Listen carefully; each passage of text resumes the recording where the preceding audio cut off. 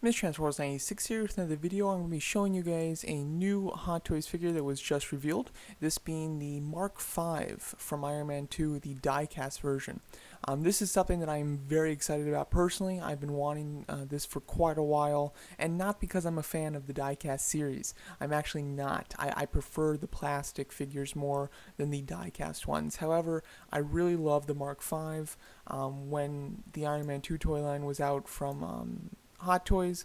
I wasn't collecting Hot Toys at the time, so I never got the Mark V. Since then, I've wanted to get that figure, and just haven't wanted to pay the prices that it's kind of gone up to. And then I just decided one day to wait, and hopefully that Hot Toys would be remaking the Mark V eventually, considering they were doing that with some of the armors. It took quite a while, but we finally have it. They have finally remade the Mark V in their diecast series. I'm super stoked. I love the Mark V. I think it's an excellent idea to have a really simplistic armor, and not to mention have it be completely just red and silver. I think it has a very cool, very slim look to it, and super unique from all of the other armors that we always see. So I definitely like it a lot. Going over this actual figure here, it's looking quite nice. As you can see, it is very thin, and it is, very skinny, especially the bottom of the legs and the arms has a very thin look to it, which is very accurate to the movie. This armor isn't meant to you should be able to walk around with it in a suitcase, so it can't be super heavy, and it's obviously not meant for flight or anything like that. So it's simplistic, and therefore it is thinner. And the figure here does represent that quite nicely. They do have a picture of it with the previous Mark V, the plastic one that was released, and it is much bigger than the other one, I will say. It's definitely quite a difference there.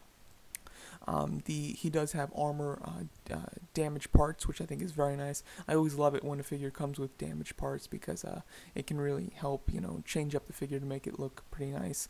The paintwork looks excellent. The red looks incredibly shiny. The silver looks super shiny as well, which is very impressive. And he does have opening armor pieces on him, which I think is very cool, especially in the chest area, and then the legs have an excellent opening armor system. I think it looks very nice. This figure will also come with an interchangeable Tony Stark head sculpt, which is very cool. Due to it not being finished or the licensing not being approved yet, I'm not quite sure, but we don't have official picture of the Tony Stark head sculpt as of yet. But the figure does look quite nice. As you can see, excellent battle damaging there. It's very small stuff, but it does look very cool, and with Whiplash it definitely will be incredibly nice. Also, the articulation on this looks very good as well. It looks like it has the standard type of joint for the thigh section, the way that it can be pulled up quite high, as you can see from this picture in particular.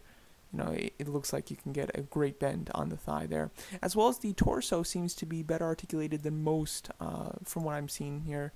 Let's see if we can get to a picture soon, but the torso does seem to be able to tilt quite far, which is very nice and very impressive, and something that most of the Iron Man armors can't really do. Right here, look at that. That is an amazing tilt. For Hot Toys armor to tilt that much is really impressive. I'm very happy with it, so I think that is very nice. As you can see here, kind of what it comes with, you're going to get a nice selection of items. I think that it really comes with anything that you could have wanted for this armor. As you can see, you've got interchangeable battle damage pieces. You have the little heart piece from Ivan Vanko. The only thing that I would have liked with it is that same heart piece, but to have it crushed, because he obviously does crush it in that scene, so I think that would have been nice. He comes with a suitcase himself, so you can display that with a Tony Stark figure, and it would look quite cool. And he has a Tony Stark head sculpt, like I said, but you can't really see it. From what we can see just in this blurred out picture, it obviously is going back to his Iron Man 2 look, so I can't really judge the likeness based on that picture. You can barely see it, but what you can see, which is interesting, is that he has blood on the left side of his face, which is very nice. It means he's going to have a battle damage look to him, which I like a lot. I think that is great. And when he put on the armor, of course, that was after his car accident, so he would have blood on his face anyway, so I think that is very nice. Throughout the entire time he's wearing the armor, he would, be battle damaged, basically. And then you're going to get a selection of hands, the standard hands that we get with every Iron Man figure: pair of fists, pair of relaxed palms, and then pair of articulated hands. But then we also get 2 extra ones for the left side, which will be a fist and then a relaxed palm, both battle damage, and that also show his blue suit underneath. And then lastly, we get a base. Super simple looking base. It's just a plain old rectangle base with a chrome nameplate, and then the base, the top of it seems to be the kind of like the floor of the racetrack, as you can see. So this figure does look quite good. The only other thing I could have really wanted with it is a backdrop, because they've been doing backdrops quite often recently.